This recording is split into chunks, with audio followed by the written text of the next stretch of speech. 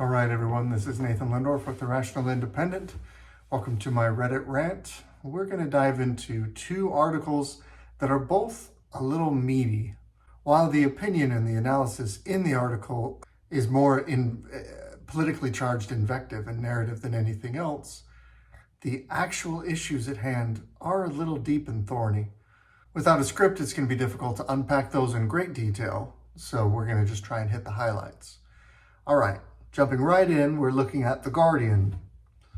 Always nice to hear from the British how we should do things in America. And opinion piece.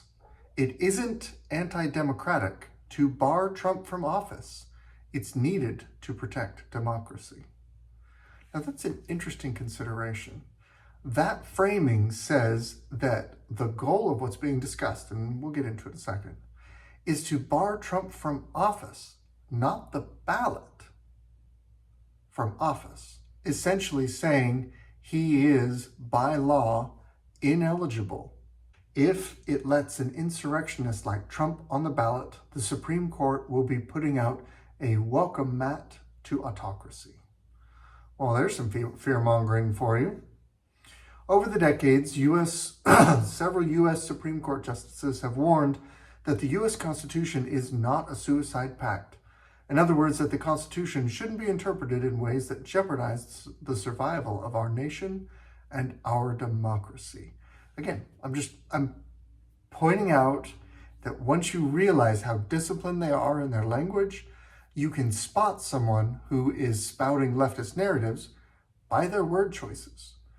Our democracy is a poll-tested phrase that works very well for low-information voters that sets aside the fact that, one, a pure, direct democracy leads to tyranny.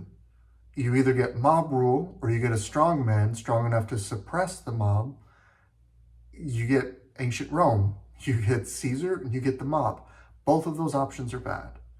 We're not a direct democracy. We have democratic processes, but we are a republic. But they want to confuse that point. So right now, one paragraph in, I know I'm talking to a leftist. Right now, however, I worry that the Supreme Court's right-wing supermajority, interesting way of framing that, in its anticipated rush to prohibit states from kicking Donald Trump off the ballot, will turn the Constitution into a suicide pact. The language here, when you're looking at the way that they're phrasing this, they're saying that not the Supreme Court is going to analyze it, but that they're going to rush. And what they need to do is prohibit the states. Okay, so now we're doing something with prohibition, okay, from kicking Donald Trump off the ballot, and that will turn the Constitution into a suicide pact. So you are putting the burden on the Supreme Court while also undermining the Supreme Court in that framing. By letting an insurrectionist like Trump remain on the ballot, okay, quick pause, Donald Trump has not been convicted of insurrection. He's not been charged with insurrection.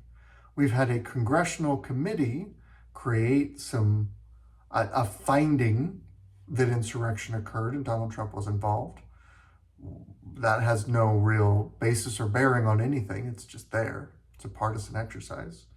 We've had a Secretary of State and a Supreme Court determine, without holding a trial, that an insurrection happened and therefore Donald Trump is guilty of insurrection.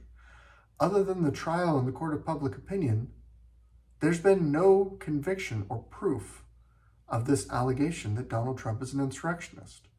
Yet we are trying to convict someone without a trial and strip them of their constitutional rights without a trial, which undermines the entire idea of innocent until proven guilty, which I kind of thought was important, but apparently it's not important when the orange man is bad. By letting an insurrectionist like Trump remain on the ballot, a man who spurned centuries of constitutional tradition by refusing to peacefully turn over the reins of power to the man who defeated him. So on January 20th, Donald Trump didn't leave? Is that the allegation? The Supreme Court would be putting out the welcome mat to a candidate who has made no secret of his plans to trample all over the Constitution and trash our democratic traditions. that's your opinion. This is an opinion piece. Many legal experts worry that the right-wing justices will focus on the wrong issue when the High Court takes up the historic Colorado case about whether a state can kick Trump off the ballot, a case in which the court might also decide whether Trump should be disqualified from the ballot in all 50 states. That's true. So what is the wrong issue that the High Court might focus on? When the court considers the case, the 6 conservative justices might focus on their concerns about infuriating right-wing voters, their political soulmates, as if they rule that the Constitution requires that Trump be disqualified as an insurrectionist. Okay, so you're alleging that the number one issue on the court's mind is whether or not the MAGA crowd will be upset by their ruling? What are you smoking? You're trying to frame it that there is no legitimate points to be argued here, even though this is a novel legal theory that has literally never been touched on in the history of the United States. You're using a constitutional amendment for a purpose it has never been used for. The stakes are very high. The impact is very broad. It's unprecedented, but you're saying there are no facts, no points of material focus that need to be discussed, that this is just, oh, please don't let the mob intimidate the right-wing justices. The justices will also no doubt worry that they'll be seen as taking a high-handed anti-democratic step if they deny voters the opportunity to vote for Trump, the likely Republican presidential nominee. That's because it is high-handed and anti-democratic to remove someone from the ballot. But the justice's job is not to worry about angering the MAGA crowd. Their job is to focus on enforcing the text of the Constitution. Oh, we're making a textual argument. Interesting. You don't hear the left make that case very often. And along with it, preserving our democracy. Right on message. I love it. An insurrectionist candidate who stands a good chance of winning the presidency in November could drive a stake through the heart of America's democracy. 2 in 1 paragraph. That's good. Okay. So let's talk about the meat of this issue, because this whole thing is incredibly silly. He goes on a lot. It's a long, stinking opinion piece. I do not have the patience to go through every bit of it. So let's try and focus on the heart. As I see it, here's the heart of it. The left is making a constitutional claim, and there are a variety of issues that are implicated in this constitutional claim, which is why it's a good thing the Supreme Court will weigh in and discuss it, because it's going to require them to interpret the U.S. Constitution and help us understand how to apply this amendment. Let's make sure we're all singing from the same playbook. And again, just as a caveat, I'm not a lawyer. I just pay attention, and I believe that ordinary citizens are in a position to gather enough information, if we pay attention, to make reasonable, logical conclusions and be able to defend those conclusions as citizens without needing to rely on someone else's expertise. Okay, so the 14th Amendment. The 14th Amendment does a bunch of stuff, okay? It has multiple sections. We're not going to do a deep dive. There's multiple layers to it, but let's get a little context. The Colorado case centers on the 14th Amendment, a post-Civil War measure that aimed to ensure all citizens, especially formerly enslaved people, the equal protection of the law. So the purpose that was as written, because according to this author, we're suddenly textualists, is primarily to ensure that all citizens, but in particular in a reintegrating United States, freed black slaves, to have equal protection under the law. Now, the section in question is Section 3 of that amendment. Let's talk about that. They want us to focus on Section 3, so let's look at this. No person shall be a senator or representative in Congress or elector of president and vice president, or hold any office, civil or military, under the United States or under any state, who, having previously taken an oath as a member of Congress or as an officer of the United States or as a member of any state legislature or as an executive or judicial officer of any state to support the Constitution of the United States, shall have engaged in insurrection or rebellion against the same, or given aid or comfort to the enemies thereof.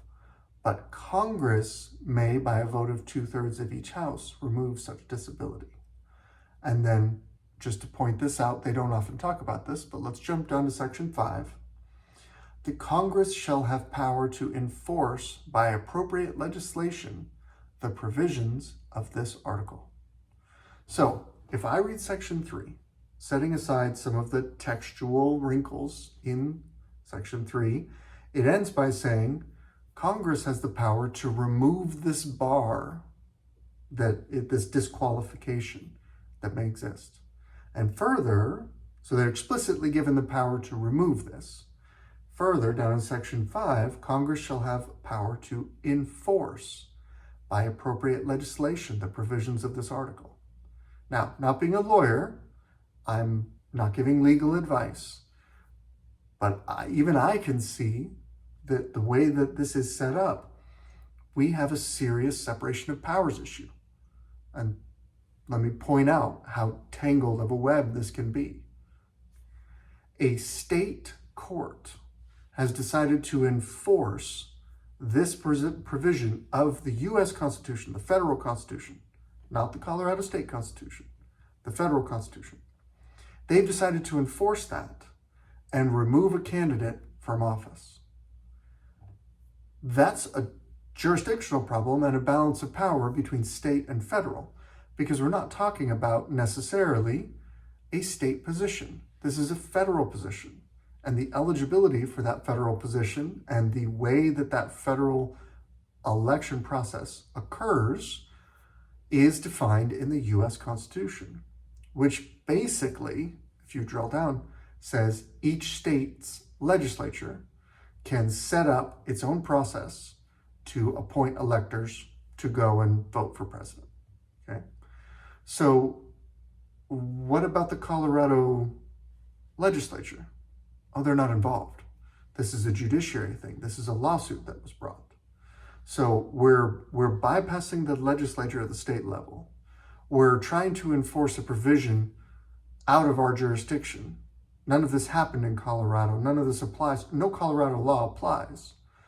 But the Colorado Supreme Court is making a claim that they can bar someone from federal office based on the idea that they committed insurrection without holding a trial or referencing a trial that happened.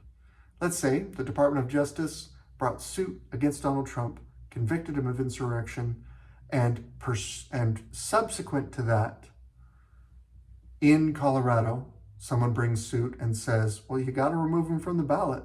He was convicted of insurrection. You know? Now you have an argument. Now you have an argument for the Supreme Court to say, we're going to enforce the factual finding that occurred at a federal level in the proper jurisdiction within our state. It would be better, I would think, for there to be a legislative solution.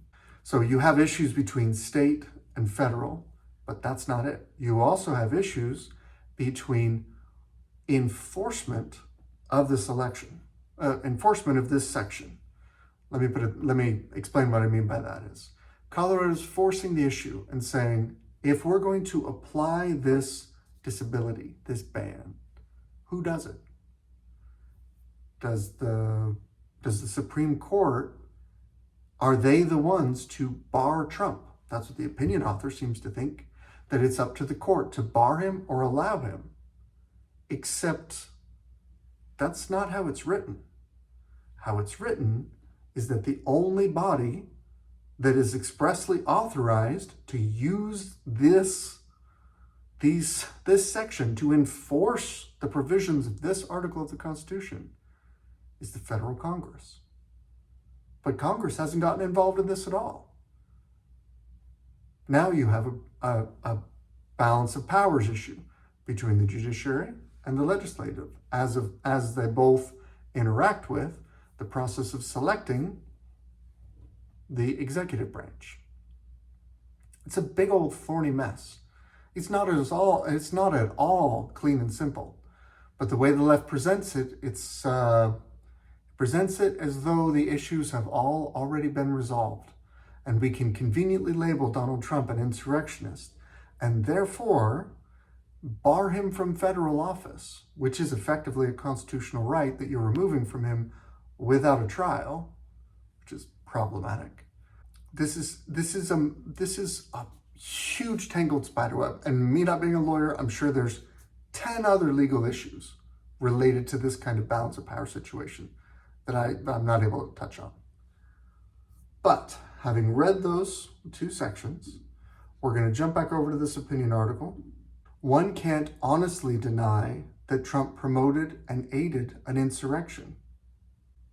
So if I deny it, I'm a liar? If I argue with you, we're not having an argument. If I argue with you, I'm operating in bad faith because it's so transparently true that not only an insurrection happened, which hasn't been proven in a court of law, but that Trump promoted and aided that insurrection. This is not an argument in good faith. This is basically like proactive slandering. This is trying to poison the well of discussion. It's gross. He unarguably gave aid or comfort to the January 6th assault on the Capitol. You say assault, I say a rowdy demonstration seeking redress of grievances against the government, which I'm pretty sure is protected First Amendment activity on a couple of levels. Just throwing that out there. Perhaps we have some trespassing, perhaps we have some inconvenient placement, we have a little bit of, maybe some resisting arrest, we have some kerfuffles, we have some even assault, even battery. Throw all that in there. You know what you don't have? Insurrection. You just don't. But he unarguably gave aid or comfort to the January 6th assault, which presupposes that it was an assault, that it was an insurrection. And if he gave aid or comfort to this assault, then that triggers one of the things in the 14th Amendment, which was essentially a coup attempt. That's a whole new charge. Now we're having a coup. Okay. For those of you who may or may not be paying attention, a coup is when the military takes over the civil government. I don't think the military was involved in that at all. And I do think it's kind of funny, now's as good a time as any to mention it. One of the challenges with charging Donald Trump with insurrection is that he was currently president when this happened. So what you're basically saying is Donald Trump committed insurrection against himself. They bring up later in this article the idea that Jefferson Davis wouldn't be eligible for office in the United States after the Civil War as a hypothetical. That's not really what we're talking about. What we're talking about here is if this was in place and Lincoln was doing stuff, he could be charged with insurrection. That's crazy on the face of it. So a coup attempt that sought to prevent the rightfully elected president, Joe Biden, from taking office.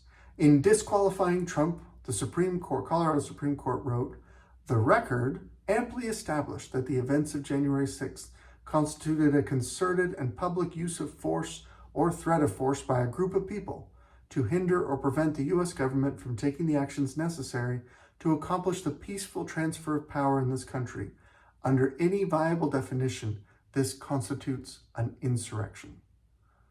What's interesting is the record they're referring to is the judge in the case basically allowed the congressional select committee on January 6th. Basically, they took those findings from Congress, a very lefty partisan committee activity, and they took all of those findings and basically said, we're going to admit that as evidence in the Colorado trial. And now that's in the record. And now it can be referred to that the record has established this without a conviction, without a charge. I've said it for a while now, and I'll repeat it. January 6th is the Rorschach test for America. January 6th is an ambiguous event. There are pieces of that event that were violent, that were problematic, that were not acceptable behavior, that I don't support at all. And there were other parts that were peaceful, calm, totally acceptable, allowable, constitutionally protected activity. And that should be treated as sacred and protected as such.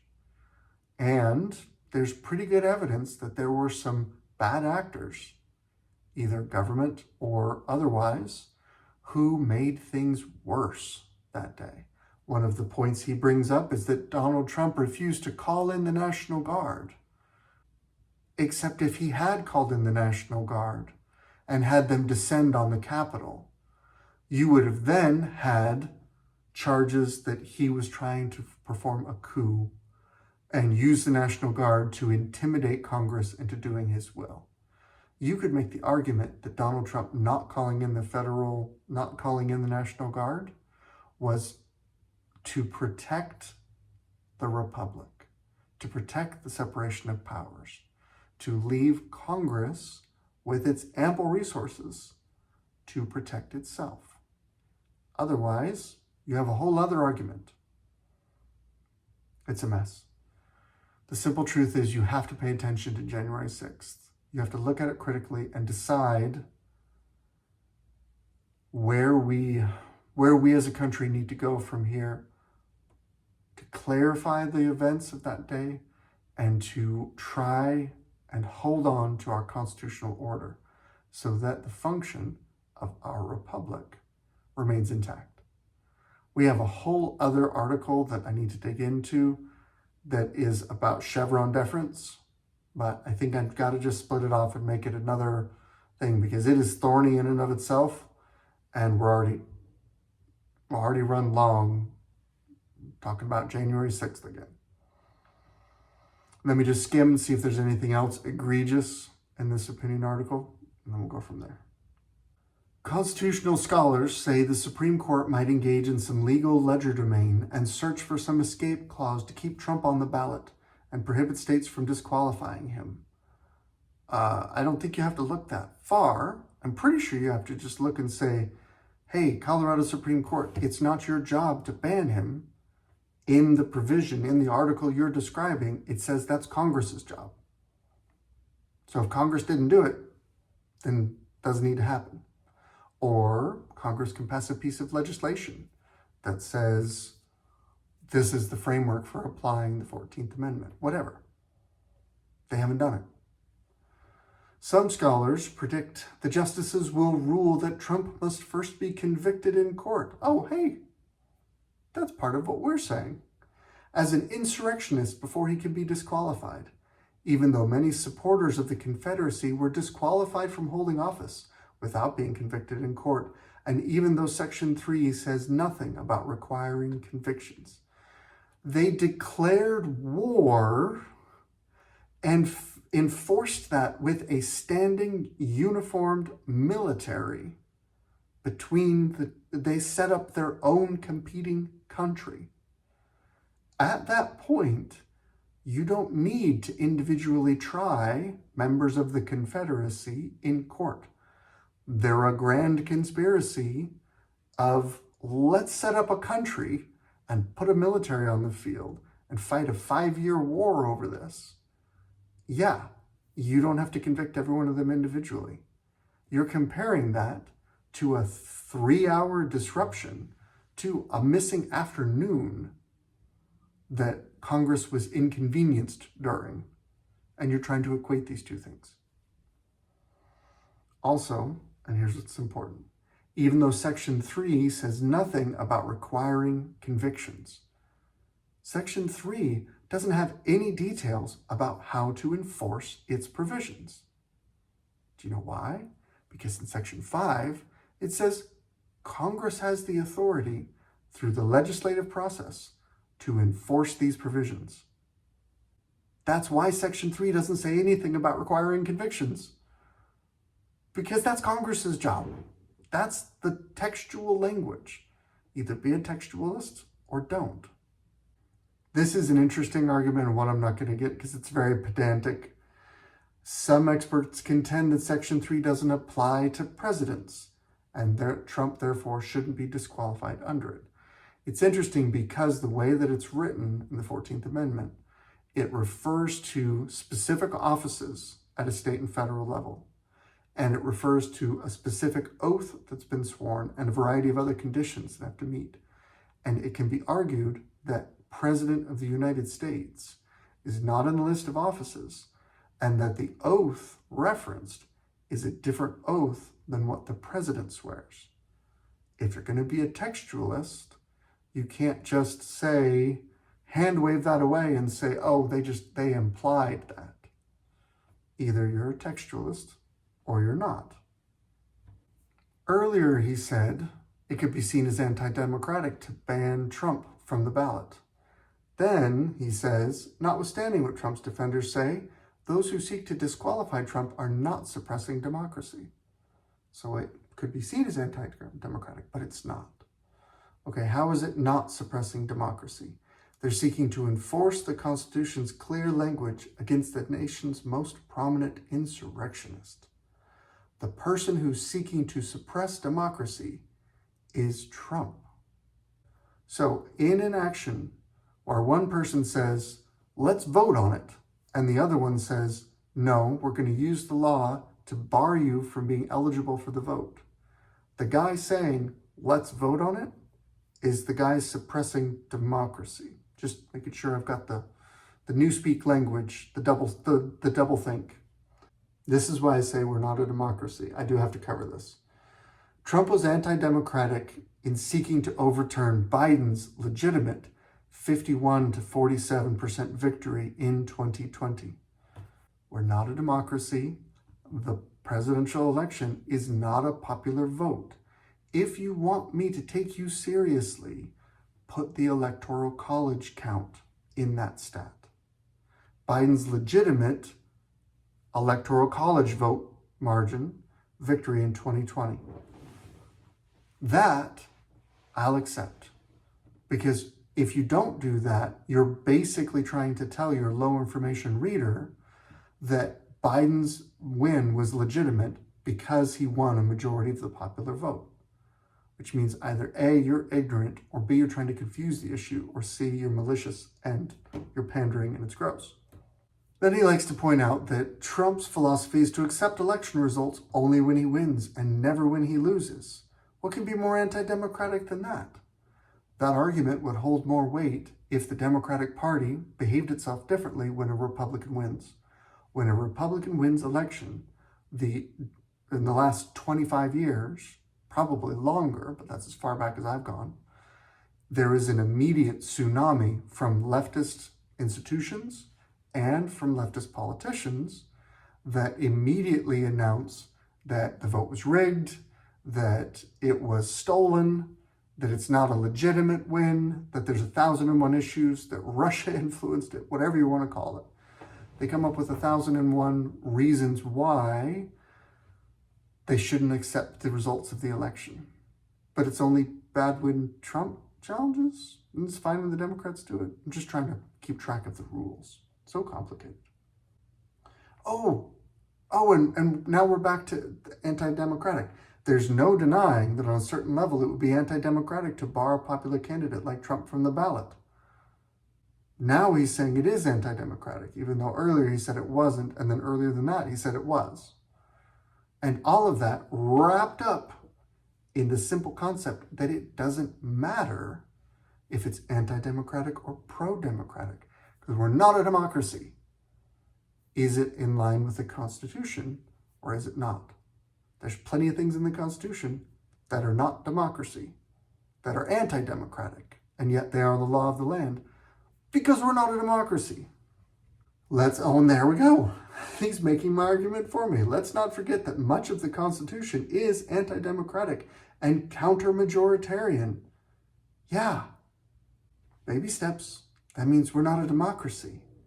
We're a republic with a constitutional law that has certain democratic processes and other processes that are, as he puts it, anti-democratic. All mixed together, and you get the magic of the American system. We'll give him his last word. I guess we did go through the whole article. What a mess. For the 9 justices, the bottom line should be not only that Trump was an insurrectionist, but that Trump has loudly signaled that if he's elected to a second term, he will trample all over our constitutional and democratic norms. That is a mess of a sentence, okay? I'm just an amateur writer, but I can tell you right now, that's a mess of a sentence. I just feel like being a pedantic jerk face, but that's the mood I'm in. Okay. If you're going to make the case that there's a bottom line for the justices, you need one bottom line. You can't have 2 clauses in a sentence that starts with, here's the bottom line.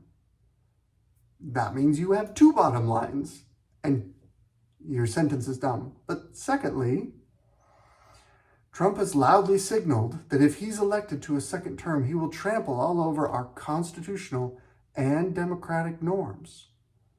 But you already pointed out that the Constitution has anti-democratic norms, as you put it, inside it. So how can he, first off, that's perfectly protected First Amendment political speech. That's not something you can be punished for. He will trample all over our constitutional and democratic norms. Well, what about the anti-democratic norms? You don't want to admit that we have those, right? Because that would be inconvenient to your thesis that we're a democracy. If the justices interpret the Constitution to let insurrectionist Trump remain on the ballot, the Roberts Court may be taking a giant, highly regrettable step towards turning our Constitution into a suicide pact for our democracy. It's not a democracy, and it's not a suicide pact. Here's my prediction. My prediction is pretty simple. I believe they may get all 9 votes, but I believe a strong majority of the Supreme Court will issue a ruling that says, that strikes down what the Colorado State Supreme Court did and what the Maine Secretary of State did, and say Donald Trump or any candidate is allowed to be on the ballot, period, end of story, and that the 14th Amendment can only be enforced by Congress. That is the neatest, cleanest way to dissect this Gordian knot. It gives those who think that Donald Trump is an insurrectionist a path forward. Go to Congress, make them do their job.